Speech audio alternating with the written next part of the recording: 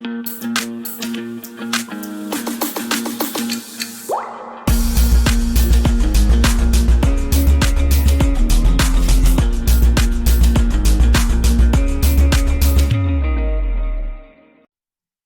Students, तो आज centre of mass and rotational motion के सेकेंड लेक्चर में हम डिस्कस करेंगे लीनियर मास डेंसिटी के बेस पे सेंटर ऑफ मास कैसे करेंगे यूनिफॉर्म बॉडी के लिए, नॉन यूनिफॉर्म के लिए। यहाँ पे थोड़ी सी आपको कई बार थोड़ी बहुत प्रॉब्लम होती है, इसका एक शॉर्टकट भी आपको हम बताएंगे। ठीक है, तो चलिए पहले स्टार्ट करते हैं। इंटीग्रेशन फॉर्म में क्या होता है? इंटीग्रेशन फॉर्म में होता है RCM इक्वल टू 1/m/dm। ठीक है, XCM जो होता है ये होता है 1/m/dm। YCM equal to 1/m/dm and ZCM equal to 1/m/dm। इसके हेल्प से हम लोग इंटीग्रेशन में करते हैं अगर एक ही बॉडी है तो यूनिफॉर्म। ठीक है, कई बार क्या होता है नॉन यूनिफॉर्म केस होता है। तो नॉन यूनिफॉर्म केस में क्या होता है कि ये होता है RCM इक्वल टू RDM/dm। अब आप कहोगे कि सर ये और ये इनका यूज हम कब करते हैं, किस तरह से करते हैं? तो देखिए वो आपको बताने जा रहे हैं। अगर मान लीजिए कोई रॉड है इस टाइप से, यूनिफॉर्म है इस टाइप से, तो यहां के लिए ये सही होगा। ठीक है, लेकिन मान लीजिए यही कोई बॉडी ऐसे है जिसमें लीनियर मास डेंसिटी आपकी है, जो अभी डिस्कस करने जा रहे हैं, इस तरह से बढ़ रहा हो, तो उसके लिए आप इसका यूज कर सकते हो। ठीक है, यूनिफॉर्मली अगर इंक्रीज हो रहा हो लेकिन चेंज हो रहा हो तो उसमें हम इसका यूज करते हैं। और भी जैसे नॉन यूनिफॉर्म जहां मास डिस्ट्रीब्यूशन होता है वहां इसका यूज करेंगे। ठीक है, इसी तरह से इसमें भी सेम आता है। XCM इक्वल टू आता है 1/m। 1/m नहीं आएगा इसमें आता है XDM divided by DM। YCM में आता है YDM whole divided by DM। और इसी तरह से आता है ZCM इक्वल टू ZDM/dm। ये आता है अपना कब कि जब हमें सेंटर ऑफ मास देखना होता है Z एक्सिस, X एक्सिस और Y एक्सिस में डिस्ट्रीब्यूशन हो मास का, तो यहां पे सिंगल बॉडी के लिए हम यूज करते हैं। तो चलिए सबसे पहले इसमें हम बात करने जा रहे हैं linear mass density. Linear mass density क्या होती है? तो एक तरह से हम ये बोलते हैं कि linear mass density can be defined as a mass per unit area.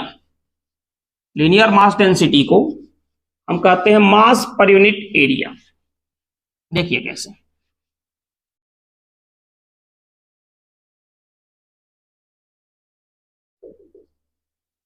Linear mass density, linear mass density, इसको ऑलरेडी हम बोलते हैं मास पर यूनिट एरिया। इसका एक नाम है, उसको बोलते हैं मास पर यूनिट एरिया। डिनोट करते हैं इसको हम लोग लैम्डा से। अब जैसे मान लीजिए ये कोई स्ट्रेट रॉड है,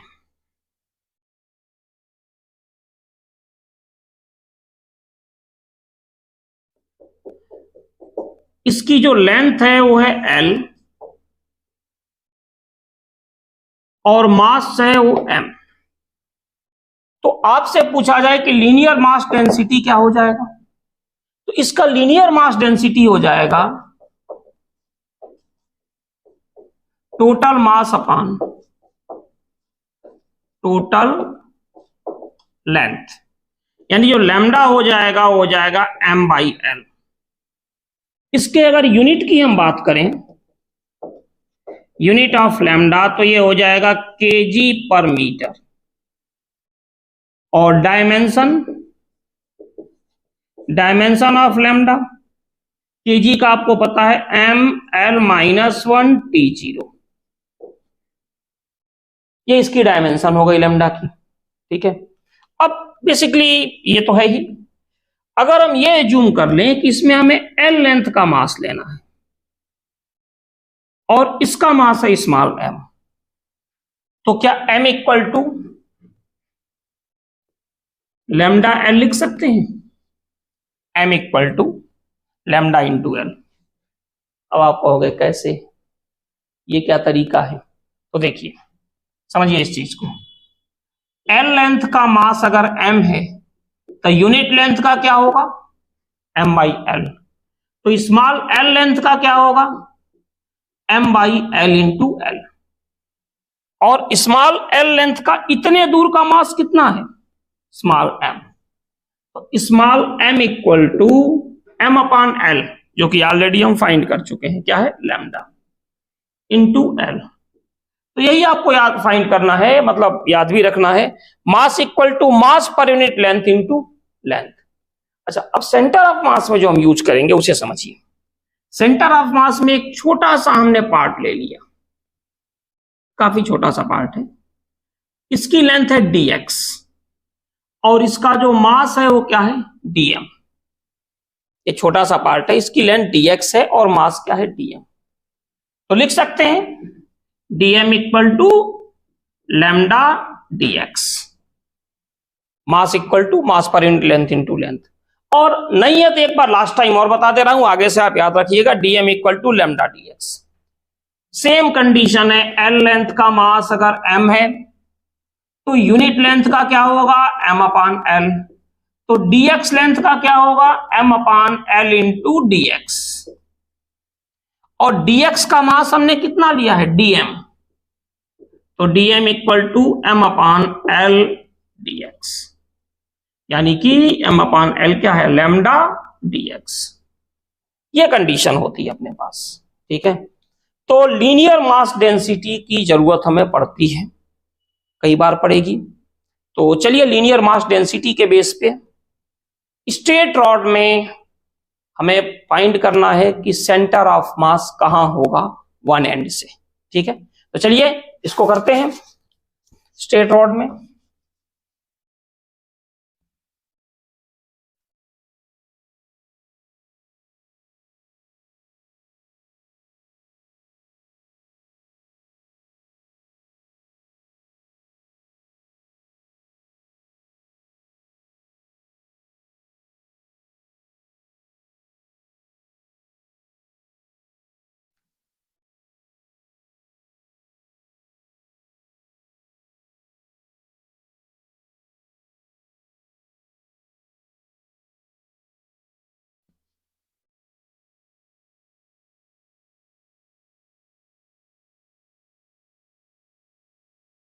इसमें अपने पास है centre of mass of straight uniform rod. Straight uniform rod का सेंटर ऑफ मास हमें फाइंड करना है। तो देखिए यहां पे, जैसे ये एक हो गया अपने पास स्ट्रेट रॉड है, इस रॉड की जो लेंथ है वो क्या है? l, और मास जो है ये क्या है? m। ये अपने पास है। ठीक है, अब हमने क्या किया कि यहां पे एक छोटा सा सेगमेंट ले लिया जो कि r डिस्टेंस पर है, ये सेगमेंट, और इसकी जो लेंथ है वो क्या है? dr, और मास है dm। इतना है अपने पास, length dr and mass dm। ठीक है, तो हम लिख सकते हैं dm equal to lambda dr, और लैम्डा क्या हो जाएगा, m अपान l। चाहो तो कहानी फिर आप शुरू कर सकते हो कि l लेंथ का मास m है तो यूनिट का क्या होगा m अपान l, तो dr का क्या होगा m अपान l dr, और m अपान l क्या है लैम्डा। ये हो गया। अब RCM क्या हो जाएगा 1 अपान m RDM, ठीक है, तो 1 अपान m r तो ठीक है, dm क्या होगा लैम्डा dr। इंटीग्रेशन कहां से कहां तक होगा, देखिए स्टार्ट हम यहां से करेंगे, तो जब यहां से करेंगे देखो r जो है वेरिएबल है, यहां से शुरू करेंगे तो r जीरो होगा, बढ़ते गए बढ़ते गए बढ़ते गए बढ़ते गए यहां तक आ गए, तो कहां से कहां तक जीरो से लेके l तक।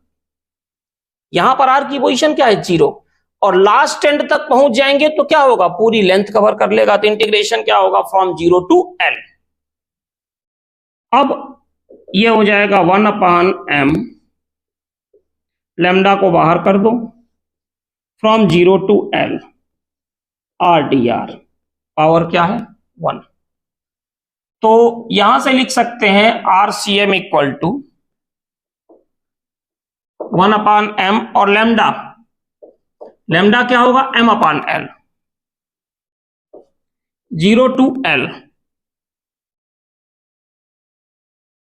सॉल्व भी करते हैं यार, r to the power 1 plus 1 upon 1 plus 1 from zero to l। तो देखिए m से m कैंसिल हो गया, RCM क्या हो गया यहां से 1 अपान l, और इस 2 को भी आप बाहर कर दो, क्या आ गया अपने पास r square from zero to l।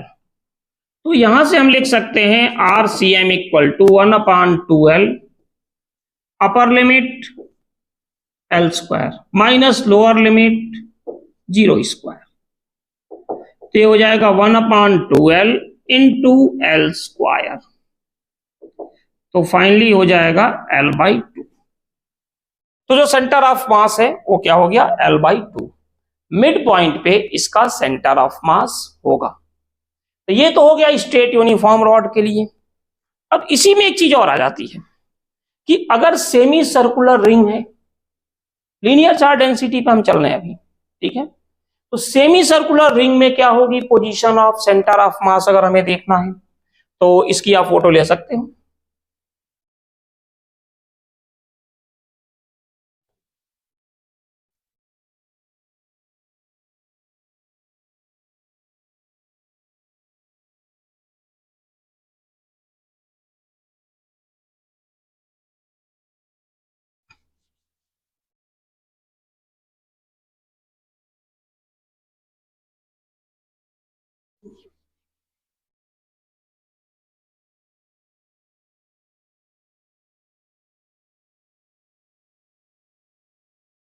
अब सेंटर ऑफ मास की हम बात कर रहे हैं, तो इसमें अपने पास semi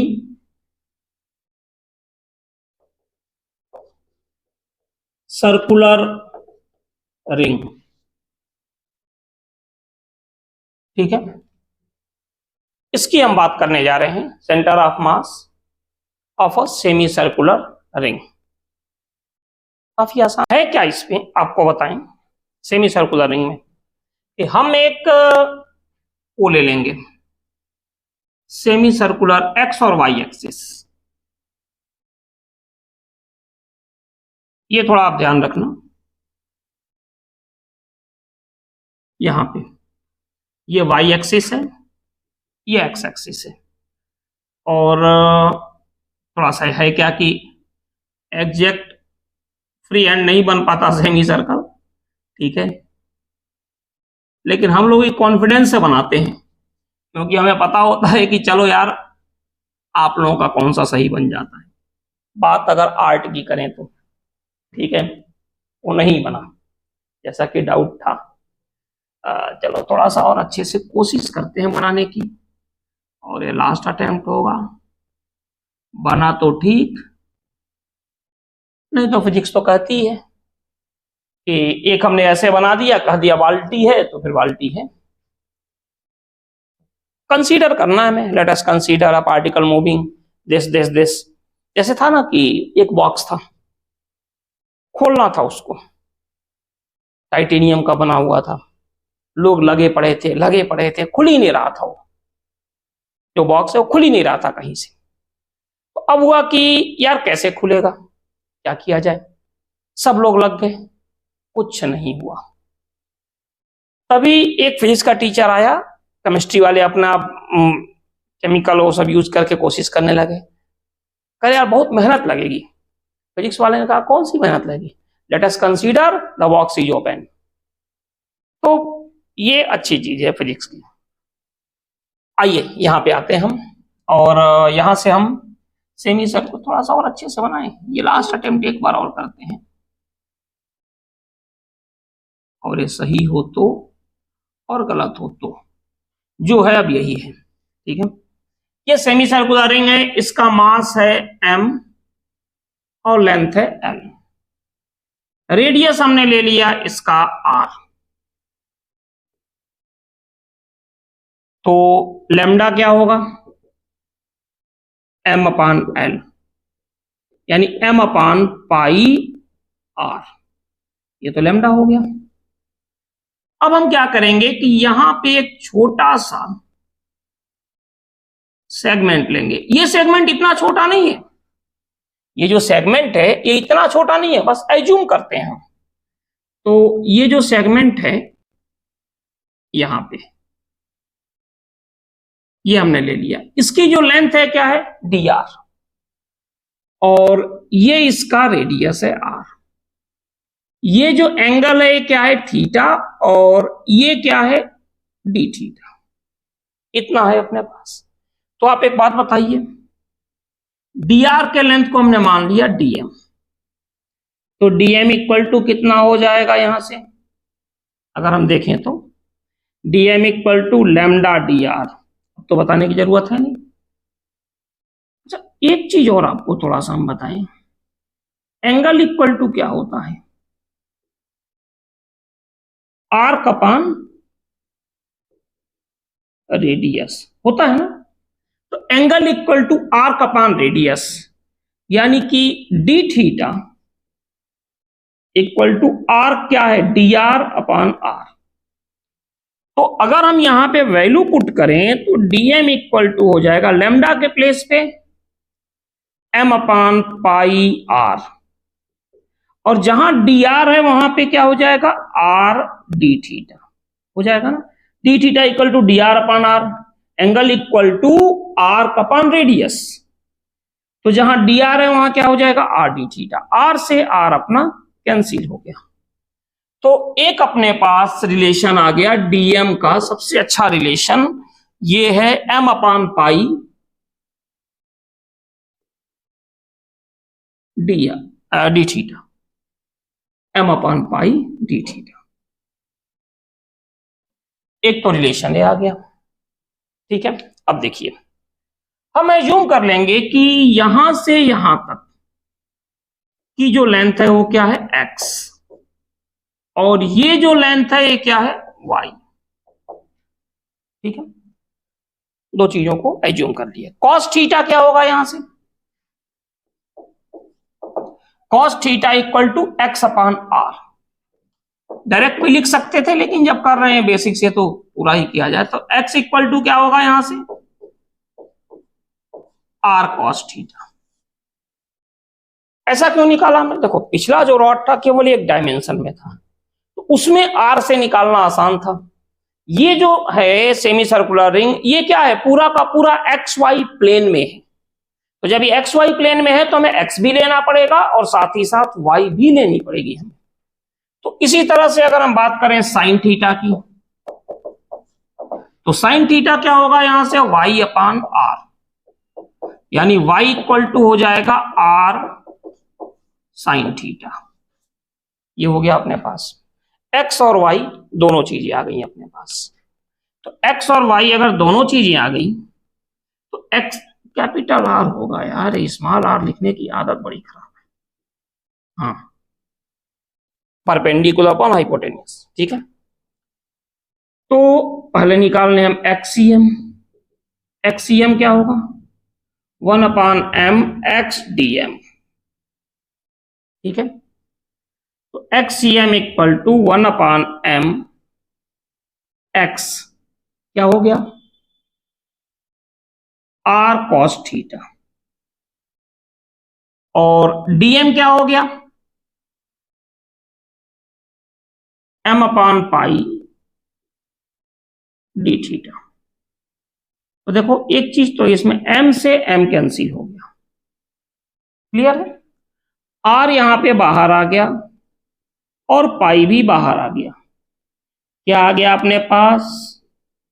cos theta d theta. चलो यहां लिखते हैं, क्या हो जाएगा? जगह तो है, जगह भी तो बचानी है क्योंकि बड़ा है, r/पाई cos theta d theta, zero से लेके पाई तक। अब जीरो से लेकर पाई तक क्यों? क्योंकि देखो यहां से स्टार्ट किया पूरा सेमी सर्कल पर अगर हम आ गए तो ये क्या होगा? जीरो। जब यहां से स्टार्ट किया तो फिर ये बढ़ता गया, यहाँ थीटा हुआ और बढ़ता गया और बढ़ता गया और बढ़ता गया, फाइनली यहां आया तो क्या बन गया? 180 डिग्री या पाई। तो फिर यहां से क्या हो जाएगा अपने पास?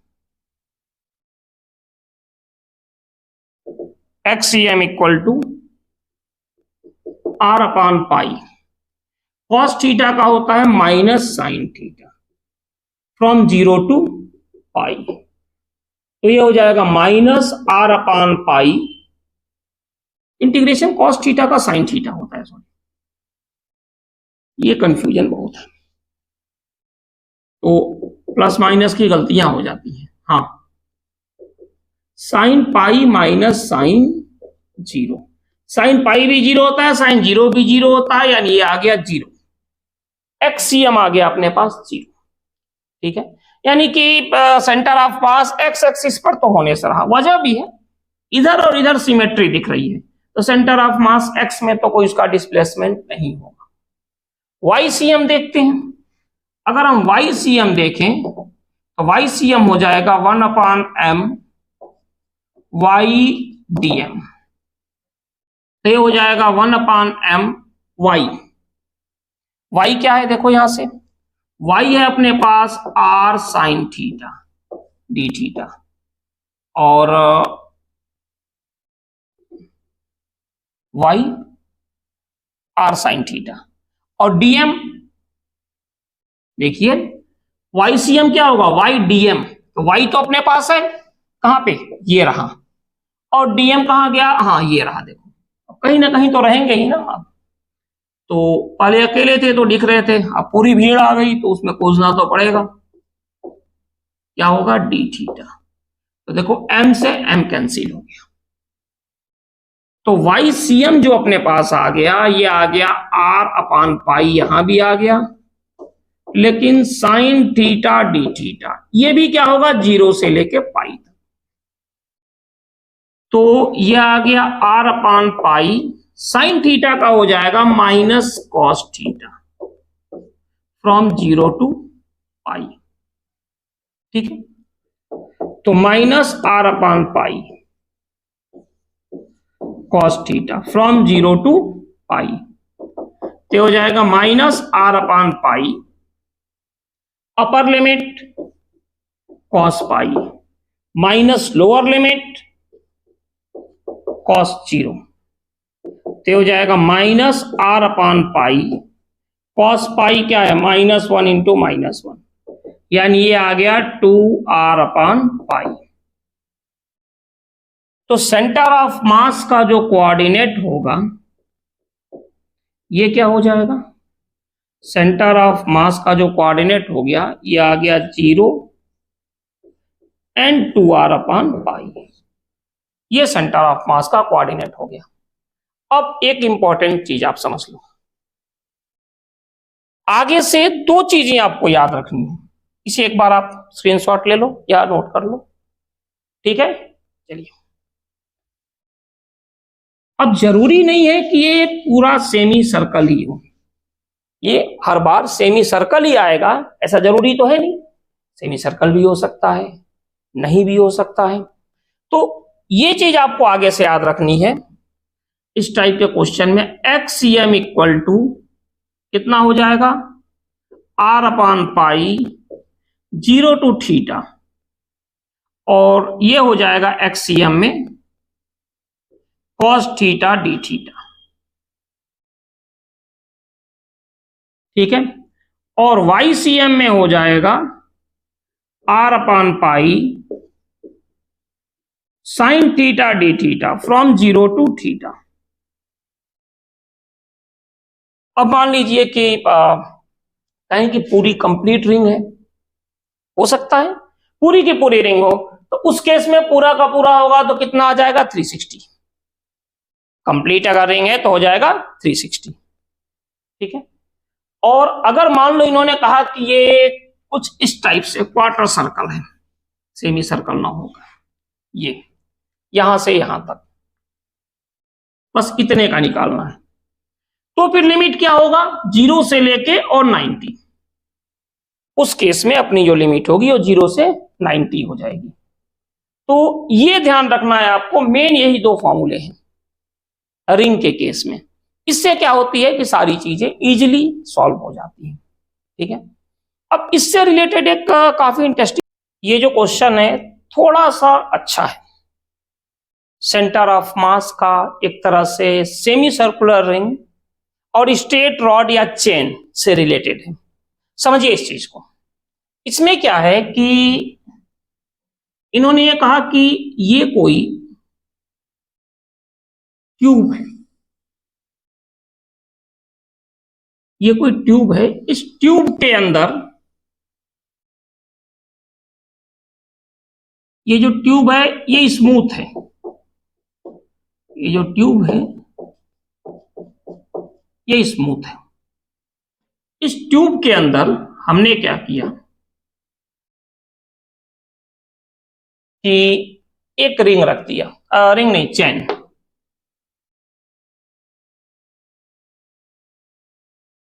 ये चैन है।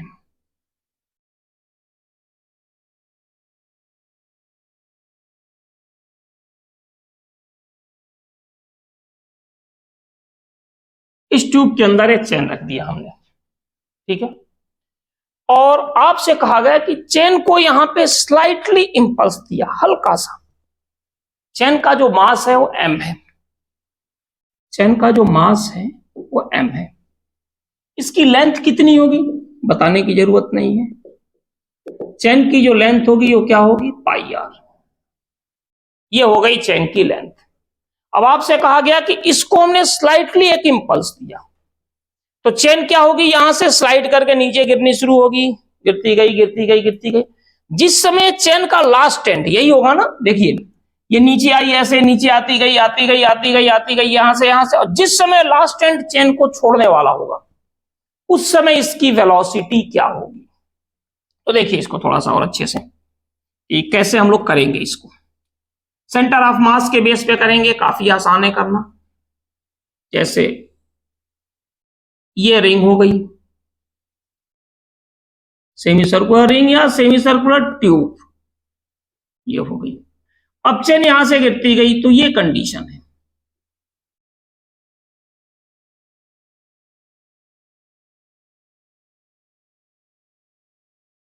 ये चेन है, समझ में आई बात जो मैं भी बता रहा था कि ये चेन थी,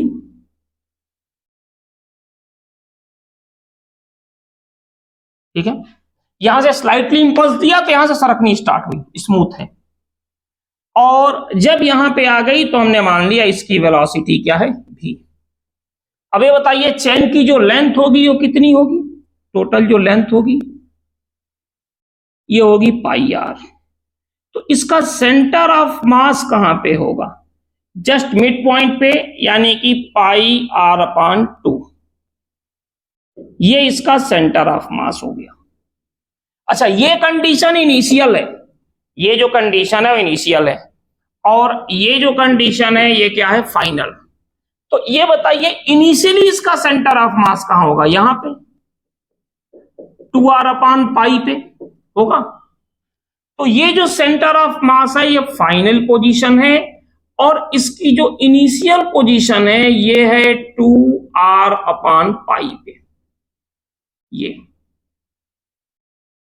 तो जो टोटल अगर कहा जाए कि कितना नीचे आई चेन सेंटर ऑफ मास उसका, तो जो टोटल नीचे आया सेंटर ऑफ मास, पहले तो ये पार्ट यहां पे आया यानी कि 2r/पाई, और फिर कितना नीचे गया plus πr/2।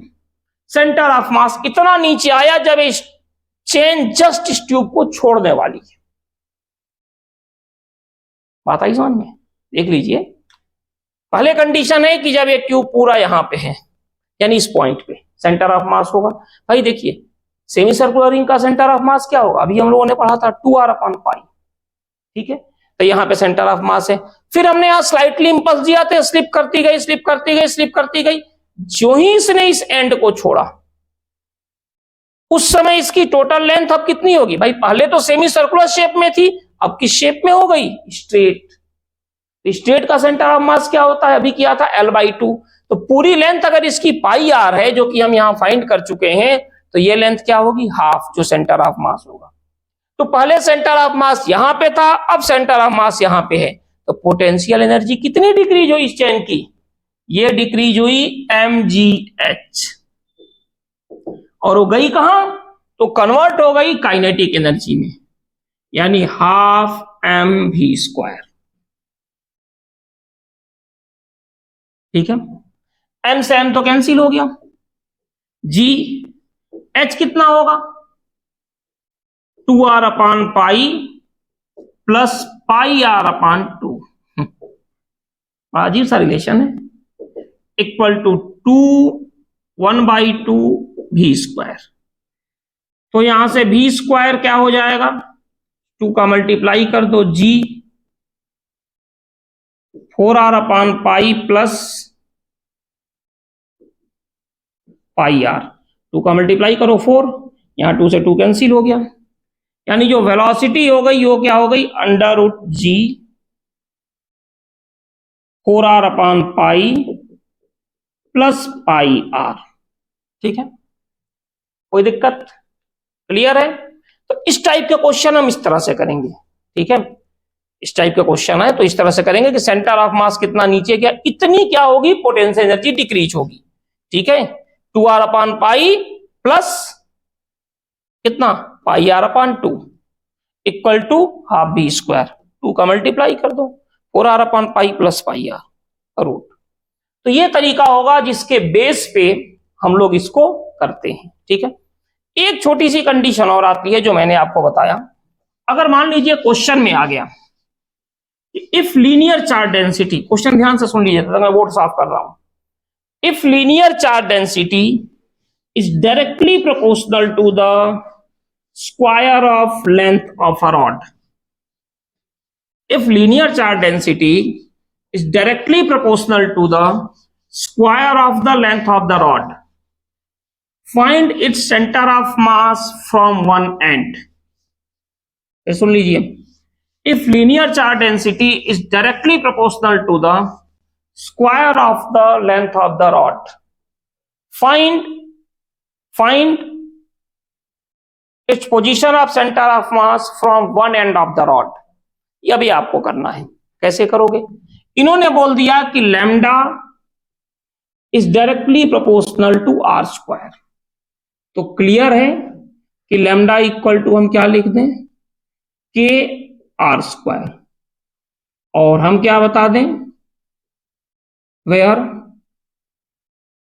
k is constant. इतना हो गया अपने पास, यहां तक तो कोई दिक्कत है नहीं कि k कांस्टेंट है, चलो कोई प्रॉब्लम नहीं। अब dm क्या हो जाएगा, लैम्डा dr। ठीक है, अगर हम लिखते हैं lambda directly proportional to x², तो dm क्या लिख देते हैं, लैम्डा dx।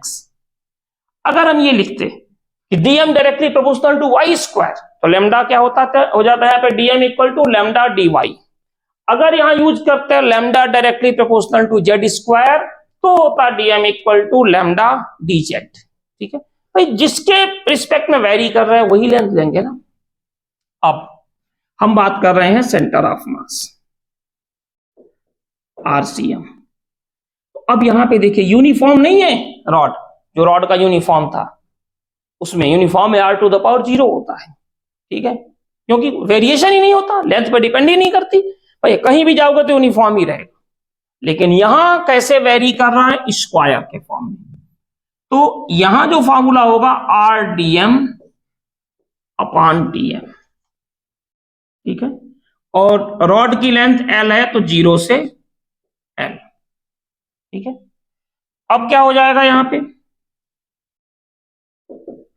यहां से देखें तो r वैसे ही रहेगा, dm क्या हो गया देखो यहां पे lambda dr from 0 to l whole divided by 0 to l, और ये हो गया लैम्डा dr। अब ये नहीं कि लैम्डा से लैम्डा कैंसिल कर दो, लैम्डा कांस्टेंट नहीं है, वेरिएबल है, देखो यहां पे, ठीक है। हाँ कई लोग करते हैं कि सर वो लैम्डा तो दिखाई दे रहा है कैंसिल कर दें, जैसे होता है ना 12/2, 2 से 2 काट दिया आंसर 1। भाई अगर सेम चीजें दिख रही हैं तो थोड़े काट देंगे, अगर वेरिएबल है तो कैसे काट दोगे भाई। तो क्या हो जाएगा यहां से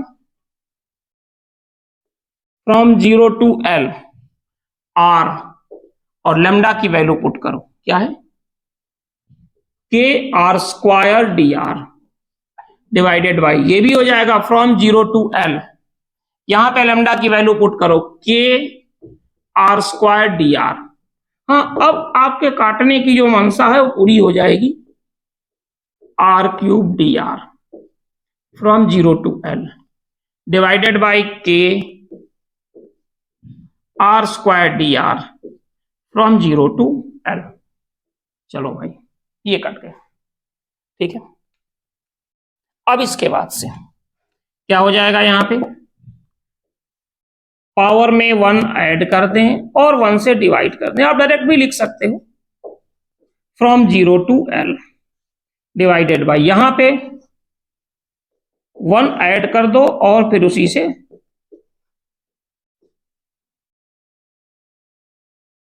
कोई दिक्कत कीजिए। तो इसको जब सॉल्व करेंगे तो एक काम करते हैं, 1/4 को बाहर ले लेते हैं, क्या होगा r⁴, ठीक है, from 0 to l divided by, इसमें 1/3 को बाहर कर लेते हैं, r³ फ्रॉम 0 to l, ठीक है। अब RCM क्या हो जाएगा 3/4,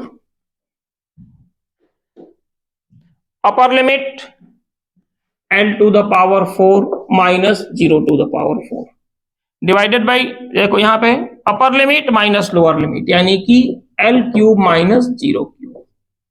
तो फाइनली हो गया RCM इक्वल टू 3/4l, ठीक है। अब सुन लीजिए, इस टाइप का अगर मान लीजिए कि शॉर्टकट मेथड से हमें करना हो, क्वेश्चन आ गया, तो उसके लिए आप सीधे याद रखिएगा RCM equal to n+1/n+2 into l। अब आप कहोगे कि वो तो ठीक है सर, n क्या है, तो n पावर है, लैम्डा डायरेक्टली प्रोपोर्शनल टू क्या है r², 2 पे जो पावर है उसके डायरेक्टली प्रोपोर्शनल है, तो क्या हो जाएगा 2+1/2+2। अच्छा अगर यूनिफॉर्म रॉड है तो लैम्डा क्या होता है डायरेक्टली प्रोपोर्शनल टू r⁴, तो 0+1/0+2 क्या हो जाएगा 1/2, ठीक है। तो ये अपना हो गया लीनियर चार्ज डेंसिटी के बेस पे जो हम लोग करते हैं, ठीक है। अब डिस्क के केस में क्या होगा, सेंटर ऑफ मास के और कैसी कैसी कंडीशन है, ये हम लोग नेक्स्ट लेक्चर में डिस्कस करते हैं, ठीक है। चलिए मिलते हैं नेक्स्ट लेक्चर में, थैंक यू।